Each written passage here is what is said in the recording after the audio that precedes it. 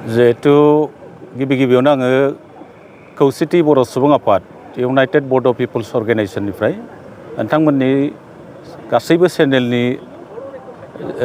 चेनेलनि दारै साफ्रोमबो सुबुंनो आङो गोदान बोसोरनि गाहाम हामलायनायखौ बावबाय। 9थि बोसोरारि जथुम्मा खौसेथि बर' सुबुं आफाद इउनाइटेड बड' पिपल्स अर्गेनाइजेशननि बे मेलखौ एबार बोसोरारि जथुम्माखौ गुवाहाटीनि श्रीमन्त शंकरदेव कलाक्षेत्रआव सानथामनि खोब गाजा गोमजा हाबाफारि लानानै बेखौ खुंनो थाम-थिम खालामनाय जादों। फैगौ जानुवारि दाननि 5, 6, 7 आरो 7 2023 मायथाइयाव बे मेलाव जोंना गाहायै जोंनि जिबिलाक डेलिगेट्स जायो। बे डेलिगेट्सआव थान्दैफ्रा फ्राय गोबां जायगानिफ्राय फैयो।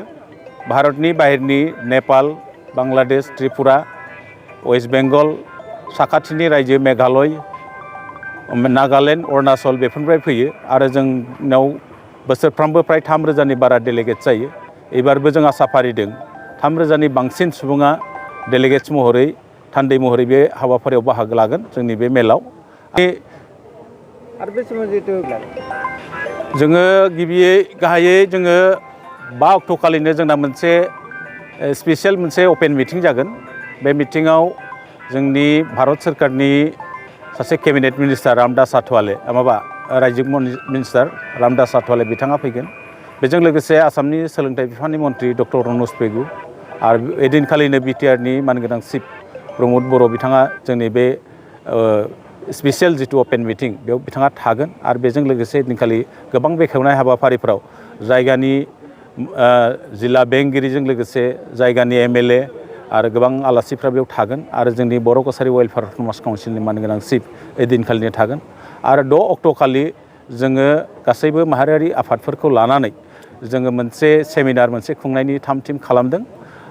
बे सेमिनारखौ जोंना दुलाराय बर' फरायसा आफादनि मानगोनां आफादगिरि दिपेन बर' बिथाङा बेखेवगोन। बेजों लोगोसे जों त्रिपुरानिफ्राय सासे डक्टर लिंकन रियां बिथांखौ जों लेंहरदों आरो बेजों लोगोसे जोंनि सासे साहित्य एकाडेमि एवार्डी डक्टर प्रेमानन्द मुसाहारि सार बिथाङाबो बेयाव बाहागो लागोन आरो गोबां अर्गेनाइजेसनफ्रा बेयाव जोंना बाहागो लागोन जे माहारिखौ जों बोरै दानानै थाम-थिम खालामनाय बेनि सायाव।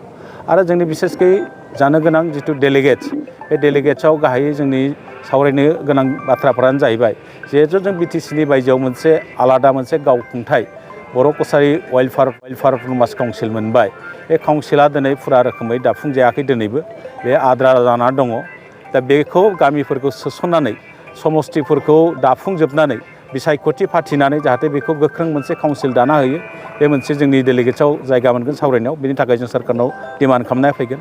आरो सोलोंथाइ बिफानाव जों सावरायनो गोनां गोबां बाथ्रा दं। जिहेथु जोंनि राव हारिया जुदि आरो हारिमुवा जुदि थांना थानांगौबा जोंनि बर' मिडियाम स्कुलफ्रा जोंना थांना थानांगोन, जोंनि बिमानि रावनि फरायसालिफ्रा। बे बेलायाव बर' मिडियामनि स्कुलफोरखौ जिहेतु बिसेस कनसिडार खालामनानैब्लाबो सरकारिकरन खालामजोबनांगौ, खिन्थु दिनै खालामाखै सरकारा। बेनि सायाव नारसिननाया जोंना बेयाव सावरायनायाव थागोन जोंनि बेयाव। आरो गोबां जों आयदायाव सावरायगोन, हा हुनि जेंनानि सायाव सावरायगोन आरो गोबां आयदा दङ बेफोरनि सायाव जोंनि जेবিলাক समस्याफोर दं जोंनि गेजेराव नुजानाय बर'फोरनि गेजेराव बेखौ सावरायगोन। आरो जों जाथि हिसाबै बोरै खौसे जानो हायो, जाथिनि जौगाथायनि थाखाय जों बोरै खामानि मावनो हायो, बोरै ज' जानो हायो, बेनि माखासे पलिसि लागोन। आरो जिहेतु खौसेथि बर' सुबुं आफादा सारा बिटिसिनि बायजोआव सारा आसाम नाङैनो बेहा मोनसे गोख्रों बिथा दं आरो बे गं 22 जिल्लायाव बेहा मोनसे गोख्रों बिथा दं। आरो बे गं 22 जिल्लानि बादैबो आं दहायनो बुंखाबाय गुबुन गुबुन रायजोनि जोंनाव थान्दैफोर नुजाफैगोन। बे थान्दैफोरखौ लानानै जोंनि थामोनथाखौ गोजोर खालामनाय, जोंनि जौगाथायनि थाखाय, जोंनि सोलोंथाइखौ दावगानायनि थाखाय दा गोबां बिथिङाव बे थान्दै मेलाव सावरायनानै माखासे सिद्धान्तफोर लानाय जागोन। ओरैनो गुवाहाटीयाव लानायनि थोंजोङै बिदि जाहोन गैया। जोङो सरासनस्रायै आसामनि दाब दाब जायगायाव बिदिनो मेलखौ खुंबोबाय थायो। एबार जिहेतु जों मोनसे सिन्था खालामबाय दा गुवाहाटीयाव जोंनि आफादनि 9थि बोसोरारि जथुम्माखौ खुंनायनि थांनाय कार्बि आंलंनि जिथु जोंना 8थि बोसोरारि जथुम्मामोन बेयावनो मोनसे थांखि लानाय दंखायो फैगौ 9थि बोसोरारि जथुम्माखौ एबारनि जिथु जथुम्मा जानो गोनां बेखौ गुवाहाटीनि कलाक्षेत्रआव खुंनाय जागोन होननानै बे समावनो फोसावखानाय बेखौ फोसावनाय लेखायै जों बेयाव खुंनो लादों आरो एबारनि बे डेलिगेट्सआवनो फैगौ बार 10थि कनफारेन्सआ जोंना बाव जागोन बे जोंनि थान्दै मेलनि गेजेरजोंनो बेयावनो सिद्धान्त'बो लानाय जागोन।